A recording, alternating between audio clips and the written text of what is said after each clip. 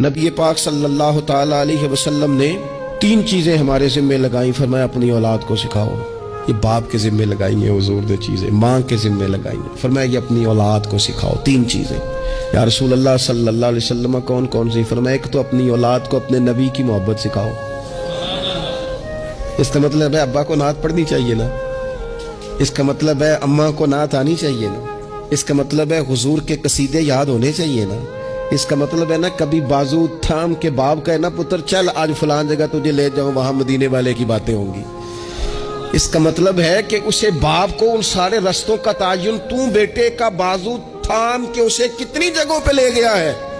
چل ایک دن یوں بھی کر, تھام اس کا بازو اور اسے حضور کے مدینے بھی لے جا کر, محبوب کے سامنے کھڑا. فرمایا اپنے بچوں کو اپنے نبی کی محبت سکھاؤ.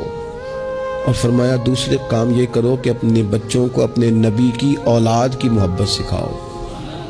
سکھائی حضرت عمر نے جناب عبداللہ کو, عبداللہ ابن عمر کو محبت, تو پھر انہوں نے محبت کی. اپنی اولاد کو اپنے نبی کریم کی اولاد کی, اہل بیت کی محبت سکھاؤ. اور تیسرا حضور نے ذمہ لگایا کہ اپنے بچوں کو قرآن پاک کی تلاوت سکھاؤ. یہ ماں باپ سکھائیں, پہلے خود سیکھیں پھر اپنے بچوں کو سکھائیں.